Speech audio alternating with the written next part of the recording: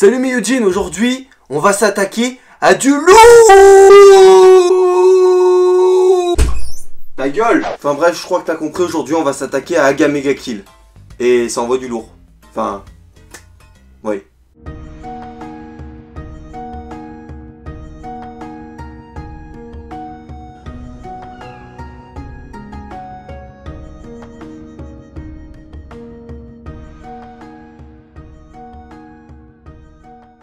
Aga Mega Kill ou Red Ice Words, disponible en France depuis le 11 octobre 2014 chez Kurokawa, est un shonen de Takahiro au scénario et de Tetsuya Tashiro au dessin. Déjà 7 tomes sur 11 sont disponibles en France et vous pouvez bien évidemment vous les procurer dans tous les sites ou toutes les boutiques habituelles. Alors perso, j'ai pas lu les mangas, j'ai pu me baser que sur l'animé. Et l'animé, mais qu'est-ce qu'il est!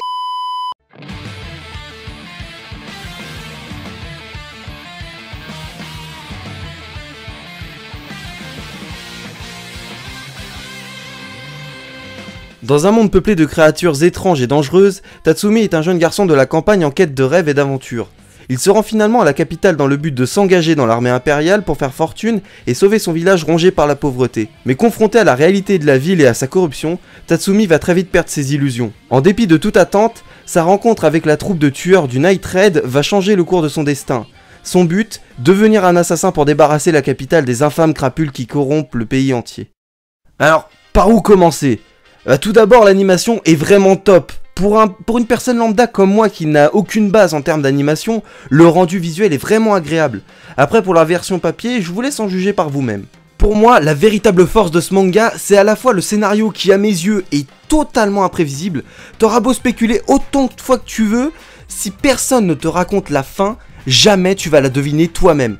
Et ça c'est cool putain, parce que les shonen avec un scénario totalement classique, mais t'en as des tonnes. Mais alors un shonen qui fait tout le contraire de ce à quoi tu peux t'attendre, c'est à voir absolument selon moi. Mais vraiment, absolument. Après j'avoue je peux pas t'en dire plus, parce que le problème c'est si je commence à t'en dire plus, je risque de te spoiler violemment. Et c'est pas le but, je préfère que t'ailles découvrir le manga par toi-même, que t'ailles regarder l'animé ou que t'ailles acheter les tomes, et tu vas me dire ce que t'en penses après, tu vois. Je pense que c'est ce qu'il y a de mieux. Donc là on va surtout parler des personnages en premier, parce que c'est ce que j'ai surtout kiffé, et je pense que c'est ce que tu vas surtout kiffer. C'est possible. Alors sincèrement, les personnages de ce manga, c'est un gros kiff. Tout d'abord le personnage principal, Tatsumi. Ce petit gamin de la campagne qui en un instant découvre que la capitale qu'il croyait être source de richesse, de bonheur, de joie, est en fait corrompue jusqu'à l'os, et qui par la force des choses rejoint ceux qu'il croyait être les ennemis du peuple.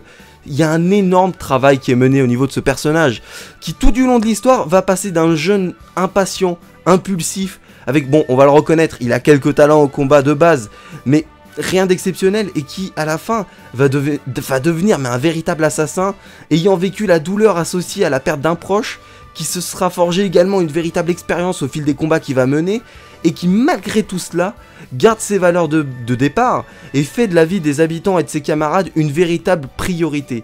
Et ça, c'est un putain d'héros de shonen pour moi, c'est un truc que je kiffe, et je pense que c'est ce que vous kifferez aussi. Après, en ce qui concerne tous les assassins du Night Raid, tous ces membres sont réellement super attachants. Ils ont chacun leur histoire bien précise et avec leur petite particularité de caractère. Par exemple, Léoné, la première que Tatsumi va rencontrer dans son aventure, elle est totalement fêtarde et elle a la joie de vivre comme pas possible. Et à côté de ça, lorsqu'elle va être en combat, ce sera plus du tout la même. Et c'est cette petite nuance qui fait qu'on s'attache vraiment au personnage. Par exemple, si on veut regarder le personnage d'Akame, qui a d'ailleurs donné son nom au manga, c'est une personne qui ne laisse jamais transparaître son ressenti. Elle est toujours neutre dans ses expressions. C'est dingue, franchement, c'est justement ce qui rend ce personnage attachant. Et à côté de ça, c'est une véritable goinfre, c'est une vorace, elle fait que bouffer tout le temps. Et c'est super marrant de voir ce contraste, parce que je sais pas, c'est pas vraiment un truc que t'associes, genre quand t'as un personnage qui bouffe beaucoup, tu vois, t'as plus l'impression que ça va être un personnage qui aura tendance à être fêtard, à être joyeux, et puis là, pas du tout. Là, c'est totalement le contraire, et j'ai trouvé ça super sympathique. D'ailleurs, j'ai oublié de le préciser en début lors du résumé, c'est que tous les membres possèdent un Teigu. Un Teigu, en fait, c'est une arme impériale en français, et c'est une arme qui possède des capacités bien spécifiques, rendant les combats mais totalement épiques. Genre, pour te donner un exemple, tu vas avoir un Teigu qui ressemble à un gros canon laser, qui aura la spécificité que lorsque son utilisateur est en danger, il deviendra beaucoup plus puissant. t'auras le katana de Akame, qui dès qu'il te fera une petite entaille, te lancera une malédiction qui va te tuer forcément. Et ça rend les combats totalement épiques parce qu'il y a un enjeu supplémentaire, parce que dès que deux personnes possédant un Teigu, enfin une arme impériale s'affrontent, c'est juste une dinguerie. Enfin, je te laisse découvrir, je te dis pas plus, mais tu vois, je te tease un peu, je te dis, va regarder les combats, c'est juste ouf. Et d'ailleurs, même leurs rivaux qui apparaissent dans la deuxième partie de l'animé, je sais pas si c'est exactement le même déroulement pour la version papier, mais en tout cas dans l'animé c'est comme ça, leurs rivaux qui sont pour la quasi-totalité vraiment attachants également. Et ça c'est beau putain, c'est l'un des rares mangas où même les méchants, tu les kiffes pas parce qu'ils sont méchants, mais parce qu'ils sont attachants, genre ils ont vraiment une grande part de gentillesse, même si bon, comme je vais te l'expliquer après, la plupart sont totalement psychopathes sur les bords, mais malgré ça, ils ont tous un petit côté attachant qui rend ce manga d'autant plus sympa. Et oui, parce qu'à ce stade, quand les gentils et les méchants, entre guillemets, sont tous attachants, comment tu peux faire la distinction entre ce qui est le bien et le mal? Comment tu peux dire que Night Raid c'est les gentils, et les autres qui défendent le gouvernement mis en place sont les méchants? Tu peux pas le dire. Qui est réellement méchant dans tout cela? T'en sais rien. Et d'ailleurs, l'auteur jouera dès le départ sur cet aspect, en nous faisant passer les Night Raid dans le premier épisode lors de leur première apparition pour de véritables monstres qui finalement sont en fait là pour tuer des personnes horribles, sans valeur humaine, qui de base, lorsqu'on les voit la première fois, sont présentés comme de bonnes personnes, des anges, des personnes qui sont là pour protéger les autres. Et en fait, c'est totalement des malades, c'est totalement des tarés. Et c'est justement cette thématique qui est un point clé dans ce manga pour moi. C'est cette frontière super vague entre le bien et le mal qui fait que le manga est d'autant plus intéressant. Je veux pas dire que c'est ça qui rend le manga intéressant, mais ça joue énormément. Et si on ajoute à cela tous les personnages qui, lors de leur première apparition, semblent être de véritables crèmes et qui, au bout de 2 épisodes, montrent leur côté démoniaque et, à l'inverse, ceux qui étaient présentés comme des personnages horribles et qui montrent par la suite une facette d'eux qui les rend vraiment attachants, c'est vraiment dur, comme je te le dis, de cerner ce qui est bon et qui est mauvais dans l'histoire. C'est l'un des rares mangas, comme je te l'ai expliqué, où tu peux t'attacher aux soi-disant méchants entre guillemets, parce qu'ils sont tous, malgré tout, ils ont une part de gentillesse au fond d'eux, et ils te la mettent bien en avant, tu vois, et ça c'est un truc que j'ai kiffé. Et ces contrastes, tu peux également les retrouver au moment des combats, et ça c'est cool, vraiment. Et comme je te le dis, ce contraste entre les personnages qui sont en partie gentils, et puis de l'autre côté totalement psychopathes, et bah tu retrouves un petit peu un contraste similaire entre les situations totalement comiques de ce manga qui sont vraiment drôles, et à côté de ça, t'as des combats, lorsqu'ils vont se lancer, on est plongé dans un univers vraiment gore, les corps tranchés dans tous les sens, les effusions de sang, les têtes plantées sur des piquets, on a une frontière monstre entre les scènes de pure rigolade, où t'es sûr d'esquisser au minimum un sourire, et celles où il y aura des combats à mort avec de la torture et certaines scènes totalement malsaines. Ce contraste se retrouve également dans cet aspect du manga, et ça j'ai trouvé ça super sympa encore une fois. Alors après, c'est sûr que ça peut rebuter certaines personnes. Il est évident que certains vont pas du tout apprécier le fait que d'un côté ce soit super marrant et que de l'autre côté ce soit super gore, super trash dans certains des combats. Bon, j'exagère un peu en disant ça, c'est quand même gore, mais bon, tu t'y habitues très vite. C'est vrai que tu t'y attends pas au début, quand tu vois les petites séquences comiques et tout ça, et qu'après tu vois certaines scènes de torture, tu vois vraiment les corps se faire trancher, t'es surpris. Mais finalement, moi j'ai trouvé que c'était vraiment une force donnée au manga. Après, ouais, bon, c'est mon interprétation. Ça se trouve, c'était pas voulu. Mais en tout cas, c'est comme ça que je l'ai ressenti. C'est comme ça que j'ai perçu. Dites-moi dans les commentaires si vous avez déjà pris connaissance de ce manga. Est-ce que vous avez ressenti la même chose que moi? Voilà, je tiens vraiment à avoir votre avis parce que ça veut dire peut-être que c'est moi qui suis complètement taré et qui vois pas du tout les choses de la bonne manière. Mais moi, je le vois comme ça. Et j'ai kiffé le manga comme ça. Voilà, c'est tout. Mais donc encore une fois, si t'as pas pu prendre connaissance de l'anime ou du manga, je t'invite tout simplement à aller feuilleter le livre ou alors regarder les épisodes. D'ailleurs, il y a 24 épisodes si tu veux tout savoir, pour me donner ton avis par rapport à ça. Parce que vraiment, j'ai trouvé ça super intéressant. Et comme je vous l'ai dit au début de cette vidéo, mais la fin de ce manga, mais qui s'y attend? Personne s'y attend.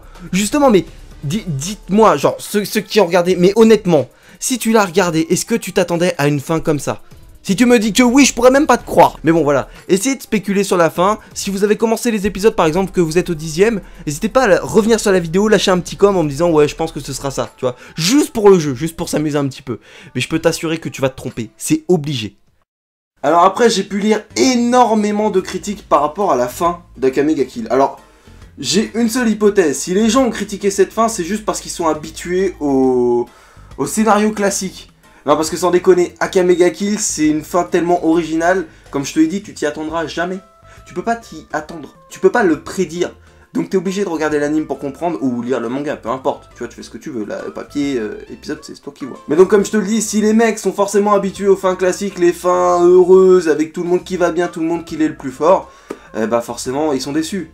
Et que dire de plus, à part que vous êtes bêtes, qu'il faudrait un petit peu innover, un petit peu chercher autre chose que la fin classique. Et Akame ga Kill, ça va te permettre de le faire, si toi tu ne l'as pas encore vu. Alors ouais les amis, j'espère sincèrement que cet épisode 2 de l'analyse manga vous a plu. En tout cas, bah, pour ma part, ça a été un immense plaisir de vous présenter ce manga qui est Akame ga Kill, parce que sincèrement, c'est une découverte pour moi, même s'il est sorti il y a pas mal de temps. Et je dois vous l'avouer, pour moi c'est une véritable tuerie. Je pourrais même le placer presque au-dessus de SAO. Alors, je sais que SAO c'est assez controversé, mais moi personnellement SAO je le porte dans mon cœur, tu vois. SAO. Mais là, Akame ga Kill, il y a vraiment un truc qui fait que ce manga, je le trouve au-dessus. C'est-à-dire que, comme je te l'ai dit, c'est tellement imprévisible, c'est tellement novateur en termes de shonen, en termes de scénario, que tu peux pas rester indifférent. Tu peux détester, comme tu peux adorer, comme tu peux peut-être être mitigé, comme je te l'ai expliqué, par rapport au contraste que tu as dans les combats, etc. Mais je pense vraiment que la majorité d'entre vous vont être super satisfaits de ce manga. Après, comme je vous le dis, je peux pas vous en dire plus, parce que si je vous en raconte un peu plus sur le scénar, je risque de vous spoiler, mais lourdement, et c'est pas du tout le but de l'émission. Le but de l'émission, c'est de vous présenter un manga que j'ai découvert récemment, pour que vous puissiez aller le voir à votre tour. Et donc, si je commence à tout te raconter, il n'y a aucun intérêt que tu ailles le voir. Et donc, il n'y a aucun intérêt à cette émission, tout simplement. Oui, oui. Mais tu comprends maintenant le délire. Donc bref, j'espère sincèrement que, encore une fois, cette vidéo vous a plu et que vous irez vous renseigner par rapport à Akame ga Kill si vous ne connaissiez pas.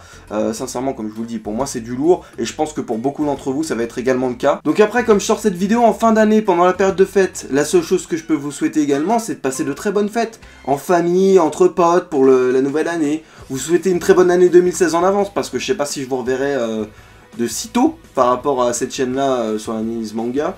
Je sais qu'il y aura certainement le let's play de SAO qui risque d'arriver prochainement, parce que bah regardez, il est là, et je vais commencer à tourner juste après, donc ça risque d'être cool, on risque de se faire ça très prochainement. Et puis je compte également vous proposer une vidéo sur le roman de Jiraiya, voilà, là je sais pas si toi tu l'auras à l'envers, mais bon tu me comprends, tu vois. On s'en bat les couilles, je pense que t'as compris. Donc je pense vous faire une petite critique de ce roman qui peut en intéresser certains, tous les fans de Naruto, puis si t'es pas fan de Naruto, ça sert absolument à rien de la regarder. Et puis, je compte vous présenter également Seraph of the End, un manga que j'ai vraiment bien apprécié pour l'instant. Le problème c'est qu'il y a 4 tomes qui sont sortis en France à l'heure actuelle, le 5e sort en janvier, et je n'ai que les 3 premiers, donc je préfère me mettre à jour pour vous faire la vidéo ensuite. Mais ne vous en faites pas, je souhaite vous le présenter très prochainement. Donc voilà les amis, merci encore une fois à tous d'avoir suivi cette vidéo, j'espère sincèrement qu'elle vous a plu, et puis je vous souhaite à tous de prendre soin de vous, et à très bientôt pour une nouvelle vidéo sur cette chaîne manga.